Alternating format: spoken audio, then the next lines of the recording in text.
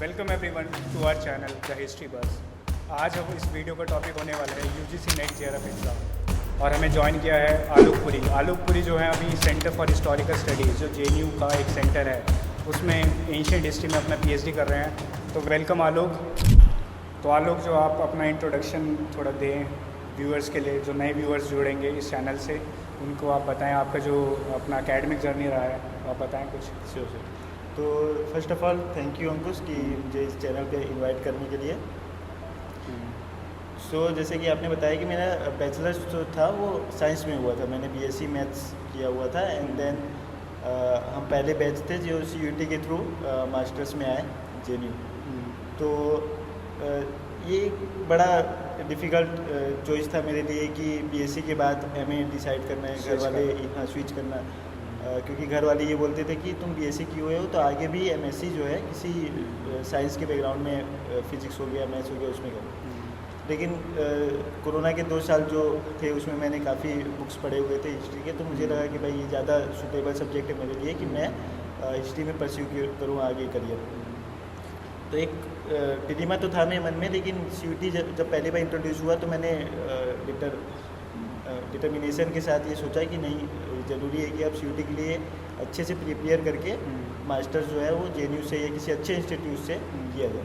तो first question पे आता हूँ मैं, जैसे जो आपने का जो बैचलर्स है वो साइंस है, तो आपने उस टाइम कौन से सोर्सेज उठाए थे जिससे आपको एक कॉन्फिडेंस मिला कि हाँ मैं हिस्ट्री में अपना पीएचडी कर सकता हूँ या फिर मास्टर्स कर सकता हूँ आगे? तो उस टाइम आपने क्या बुक्स जो थे, जैसे मैं सबसे अच्छा एक बुक है जो गाइड के रूप में भी माना जाता है, वो केसी श्रीवास्तव का है। अच्छा। वो प्राचीन भारत का इतिहास उन्होंने और संस्कृति करके एक बुक लिखा है, वो काफ़ी अच्छा है।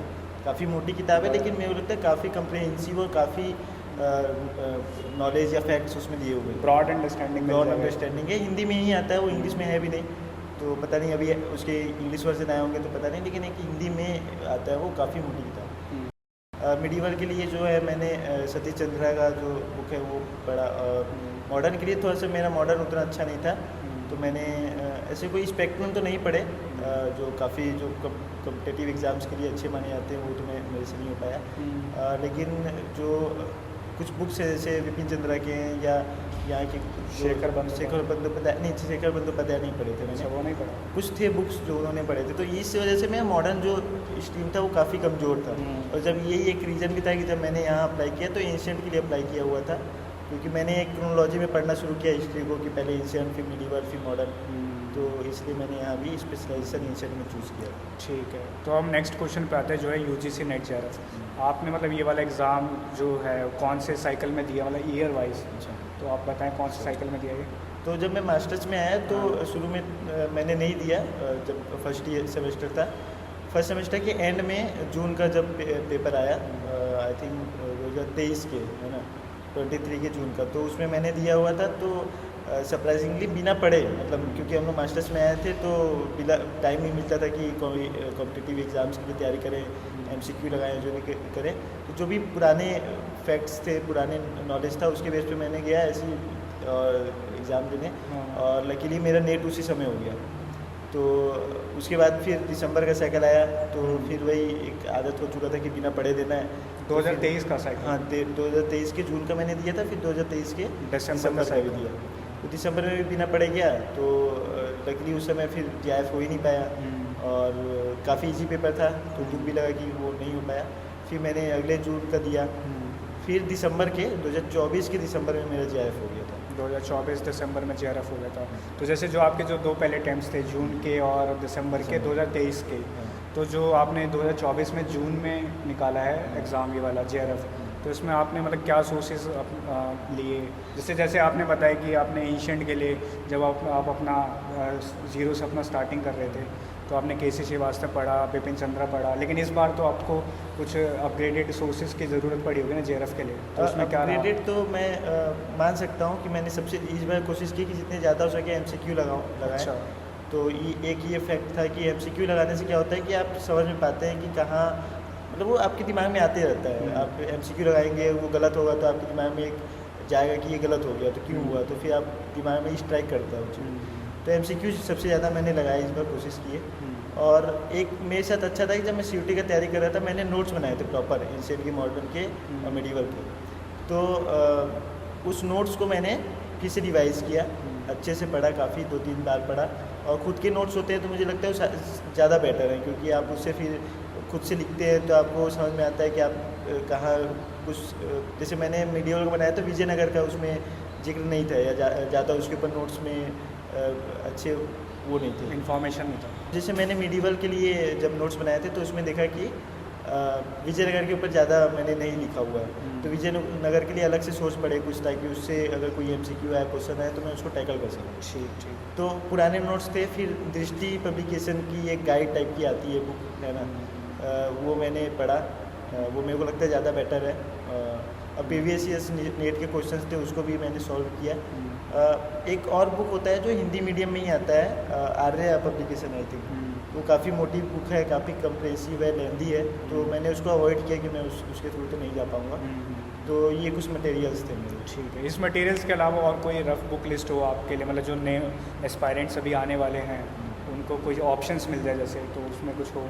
और नहीं, ऐड करने के लिए तो मैं ज़्यादा नहीं बोलूँगा, क्योंकि आप अच्छा। सबसे ज़रूरी होता है कि आप नोट्स हैं, जैसे मेरे नोट्स थे, पर वो जो स्टैंडर्ड्स बुक तो आप पहले पढ़ते ही हैं, और नहीं पढ़े हैं तो कोशिश कर लीजिए कि थोड़ा पढ़ लीजिए। जैसे KC श्रीवास्तव का पढ़ सकते हैं, सतीश चंद्र होगा, VP चंद्र होगा, स्पेक्ट्रम हो गया, इसको आप पढ़ सकते हैं। तो वो तो स्टैंडर्ड बुक्स तो अलग है, अलग मैटर की सब चीज़ हो जाती है। आप अपने एग्ज़ाम के पर्सपेक्टिव से MCQ से रिलेटेड जैसे घटना चक्र आता है, या दृष्टि पब्लिकेशन के एंड में भी वो कुछ अपने हर यूनिट के एंड में एक MCQ के लिए उनका सेक्शन रहता है, तो उसको सॉल्व कर सकते हैं।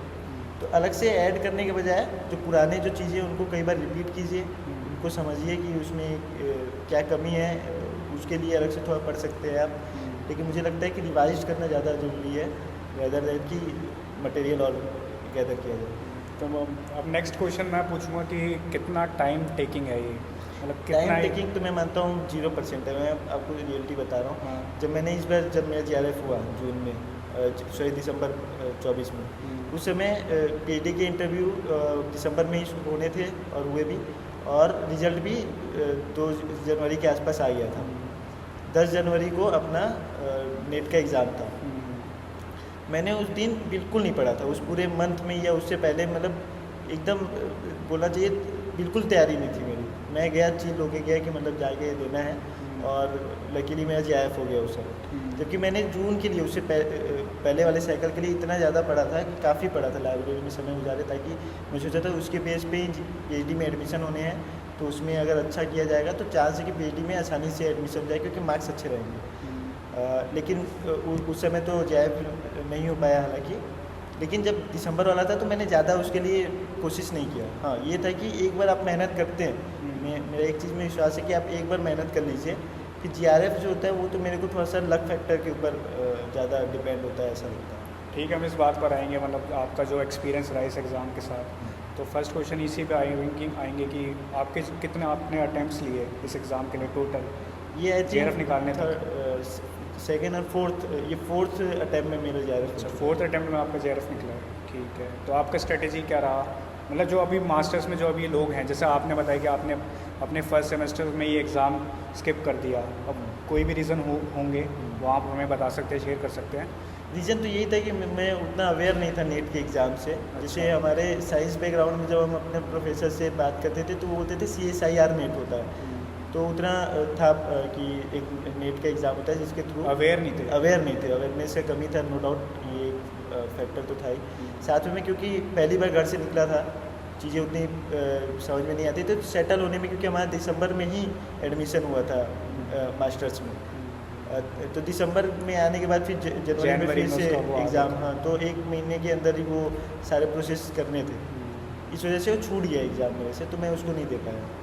हम देखते हैं कि बहुत सारे जो एस्पायरेंट्स हैं नेट के, उनका जो एग्ज़ाम है वो लूप में फंस जाता है, मतलब कभी कभी नेट निकलता है और JRF 1-2 मार्क्स से रह जाता कई है। अटैम्प्ट्स देते रहते हैं। हाँ, तो थोड़ा उनका मोटिवेशन जो कम रहता है फिर नेक्स्ट अटैम्प्ट के लिए, तो आप इसके उसमें क्या कहना चाहेंगे इस बारे में? इससे मैं इसमें 2 फैक्ट्स लाना चाहूँगा। सबसे बड़ा बात ये होता है कि जब पेपर इजी आता है, जो जनरली माना जाता है कि इजी आ गया पेपर, तो उनके लिए नुकसान है जो पढ़ के जाते हैं। मतलब जब पेपर हार्ड आता है तो उनको फ़ायदा होता है जो सही में पढ़ते हैं, UGC नेट के लिए तैयारी करते हैं अच्छे से। लेकिन ये मिथ है, जब पेपर इजी आता है तो अगर आप नोटिस करेंगे, आप उठा लीजिएगा कभी भी जब कट ऑफ लिस्ट आता है तो उसमें ये लिखा रहता है कि JRF में उस समय कैंडिडेट कितने थे जो क्वालिफाई हुए JRF के लिए। तो आप देखिए जब पेपर इजी आएगा तो JRF ज़्यादा कैंडिडेट्स क्वालिफाई करते हैं। ऐसा इसलिए है कि 40% का एक क्राइटेरिया है या क्या बोलते हैं लिमिटेशन है।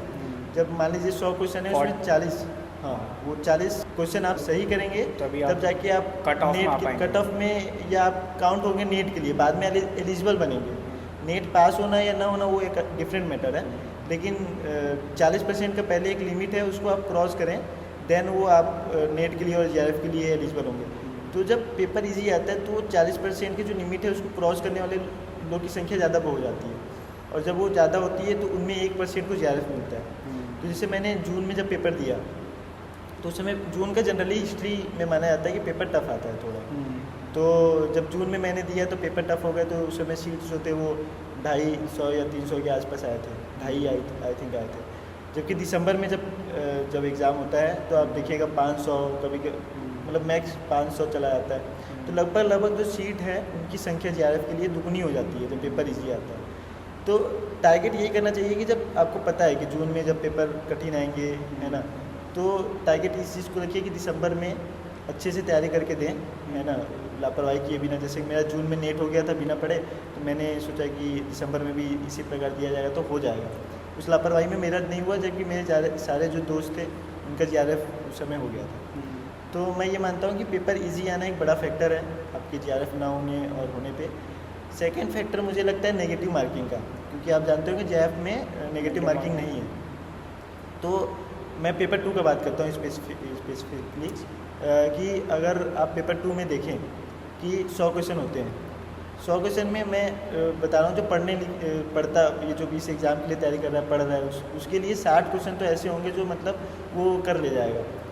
40 क्वेश्चन ऐसे होते हैं, उनमें 20 क्वेश्चन ऐसे होते हैं कि वो एलिमिनेशन से और जो भी है अपने जो नॉलेज है जो पढ़ा है उसके थ्रू वो भी 20 क्वेश्चन या 10 क्वेश्चन कर लेता है। बाकी 20 या 30 मोर और लेस 30-20 क्वेश्चन ऐसे होते हैं जो किसी को नहीं मालूम। टॉपर्स जो डिसाइड करते हैं, टॉपर्स या बोलते हैं वो मतलब UGC कहाँ से सेट करता है वो एकदम पता ही नहीं होता है। गाइड बुक से भी बाहर होता है। बहुत ऐसी जगह से आते हैं जो एकदम मतलब अननोन टाइप के क्वेश्चंस होते हैं। हिस्ट्री से रिलेटेड हिस्ट्री से ही रहेंगे, लेकिन अनएक्सपेक्टेड क्वेश्चन रहते हैं। तो वैसे क्वेश्चन में क्या होता है कि अंकुश आप भी नेट में बैठे हैं, मैं भी बैठा हूँ, हम उस क्वेश्चन अटेम्प्ट भी रहे हैं हम लोगों के, उस समय हम देंगे, फिर लगाएंगे तुक्के, जो तुक्के वर्ड यूज होते हैं। तो आप 4 ऑप्शन है उसमें आप तुक्के यूज करेंगे। बाई लक आपका जो तुक्का है वो सही हो गया और मेरा तुक्का गलत हो गया। तो इसमें अब आप इस हिसाब से जाएंगे कि पढ़ने वालों का होता है, तब तो गलत हो गया ना, क्योंकि वो तो किस्मत का या लक का फैक्टर आ गया कि उस समय आपके तुक्के सही हो गए थे, मेरे नहीं हो पाए। क्योंकि वो नेट और JRF के अंदर 7-8 क्वेश्चन नहीं रहता है। और वो जो 20 क्वेश्चन रहते हैं नेगेटिव मार्किंग न होने की वजह से वो सारे अटैम्प्ट करते हैं। मतलब 100 क्वेश्चन हैं तो सारे अटैम्प्ट करेंगे। फिर जो है मान लीजिए कुछ जो कैंडिडेट्स हैं या जो 20 क्वेश्चन में बात कर रहा हूँ जो किसी को नहीं आते, उसमें सब अपना लग तुक्का मार के ऑप्शन तो चूज़ करना ही है सबको। तो उसकी वजह से कुछ लोग जो हैं आगे निकल जाते हैं। तो एक मेरे को फैक्टर इसमें बड़ा इंपॉर्टेंट लगता है JRF के लिए। नेट के लिए नहीं, नेट के लिए तो मुझे लगता है कि जो पढ़ता है नेट तो उसका हो ही जाएगा, क्योंकि नेट ऐसा हो जाता है क्योंकि 6% का उसका एक क्राइटेरिया है या सीट है, 6% जो होंगे उनको लिया जाएगा।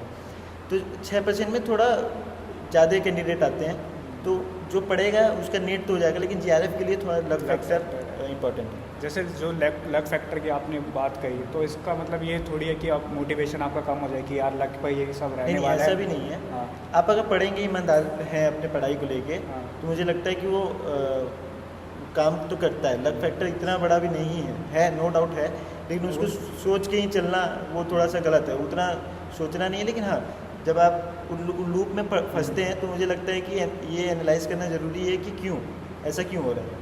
तो आप ऐसे कुछ जो रियल इशूज़ हैं उसको आप देख सकते हैं। मतलब लक फैक्टर का ये है कि आपका एक साइकिल वेस्ट हो सकता है, लेकिन नेक्स्ट में आपका निकल जाएगा। ट्रू, आप मेहनत कर रहे हैं। मोटिवेशन जो है इस एग्ज़ाम के लिए आपको हमेशा रहना ही पड़ेगा।